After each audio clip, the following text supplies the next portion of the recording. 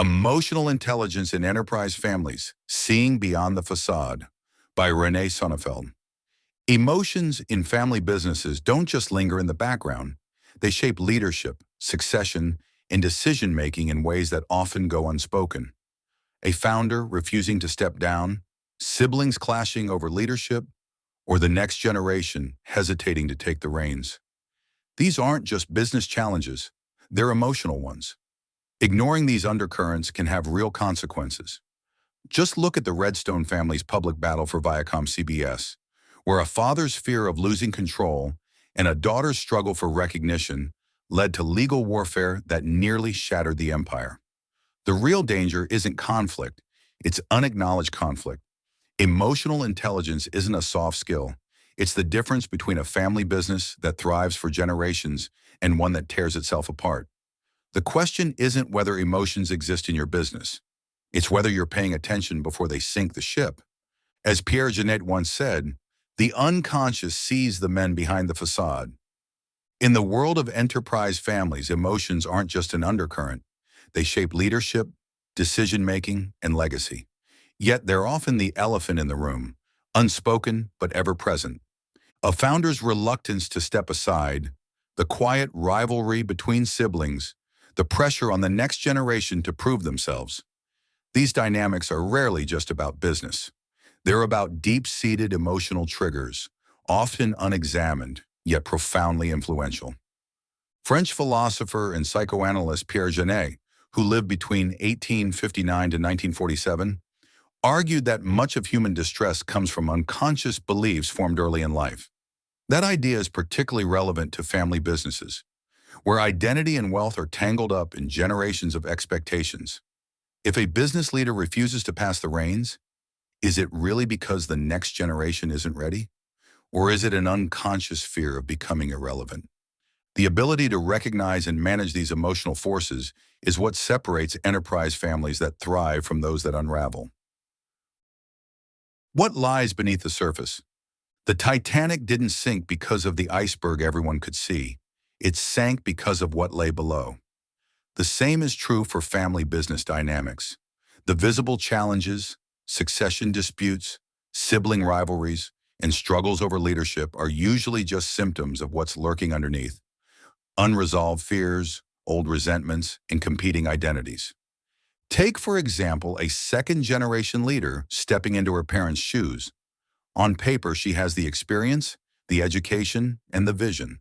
But deep down, she may feel like an imposter, haunted by the legacy they're expected to uphold.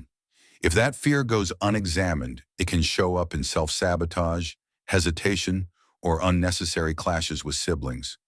Or picture a patriarch who refuses to step back. The official story may be that his successor isn't ready or that the timing isn't right.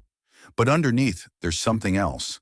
The loss of identity that comes with retirement, the fear of being sidelined in a company he built. These unspoken emotions drive decisions more than spreadsheets ever will. And when they go unaddressed, they lead to fractures that no business strategy can fix. The Redstone family saga, a masterclass in unaddressed emotion. Few family business conflicts illustrate the power of unspoken emotions better than the battle for control over ViacomCBS, the media empire built by Sumner Redstone. Sumner, a commanding and ruthless businessman, took his father's small drive-in theater chain and turned it into a global media empire, acquiring CBS, Paramount Pictures, and MTV. But for all his business brilliance, he refused to confront the emotional reality of succession.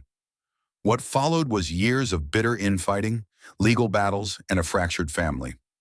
One of the most striking dynamics in the Redstone story was Sumner's public attacks on his daughter, Sherry. Despite her role in the business, he regularly questioned her leadership abilities, undermining her in ways that went beyond business strategy. His resistance to stepping aside wasn't just about corporate control. It was about power, identity, and a refusal to acknowledge that time was catching up with him. As his health declined, the cracks widened.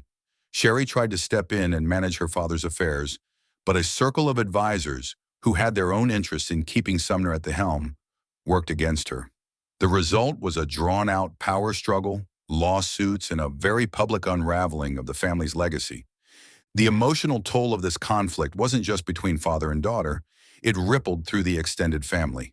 Sherry's niece, Karen Redstone, became estranged from the family in the process. And yet, despite the deep divides, Karen was still set to inherit a massive sum from the sale of Paramount Global. A financial windfall wrapped in the complicated, unresolved emotions of a family that couldn't quite hold itself together. At its core, the Redstone family drama wasn't just about a corporate battle. It was about unexamined fears, power struggles, and a refusal to have honest conversations when they mattered most. And when emotions go ignored for too long, they have a way of taking over, whether we acknowledge them or not. When families ignore emotion, business suffers. It's easy to assume that business families break down because of financial or strategic disagreements. But most of the time, those surface-level disputes are really just stand-ins for something deeper. A founder who won't retire may say they don't trust the next generation's abilities, but in reality, they may be terrified of irrelevance. A sibling rivalry over leadership may seem like a fight about business strategy, but beneath it, it's an old wound. Perhaps the feeling that one child was always favored over the other. These emotions don't just affect personal relationships, they shape the way businesses are run. Leaders who can't acknowledge their own fears often create chaotic transitions, unstable leadership structures, and damaging conflicts that spill into boardrooms and courtrooms. On the other hand, families that recognize and address their emotional landscape make better business decisions. They create trust, accountability, and smoother transitions. The difference is whether they're willing to look beneath the surface or not. What can business families learn? The Redstone case isn't just a cautionary tale, it's a wake-up call. If enterprise families want to succeed across generations, they need to do more than plan for financial growth. They need to confront the emotions driving their decisions. So here's a challenge. Instead of just looking at business strategy, start asking deeper questions. What hidden fears are shaping my decisions? Are past family dynamics influencing how I lead today?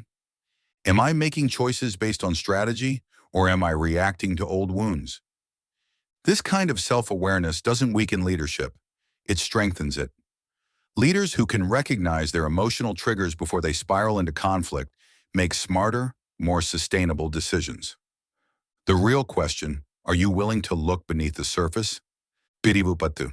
Business families often talk about legacy, but a legacy isn't just built on financial wealth. It's built on the quality of relationships, the clarity of leadership, and the ability to pass down not just assets, but wisdom. Families that embrace emotional intelligence break cycles of hidden resentment and set themselves up for long-term success. And those that ignore it, they find themselves in courtroom battles, boardroom conflicts, and family fractures that take decades to repair. So the real question is, are you willing to look beneath the surface? Because the emotions are there, whether we acknowledge them or not. The only difference is whether we let them shape our decisions in the dark or bring them into the light. Thanks for listening. Please visit www.renesonneveld.com for more information or to contact René. See you next time.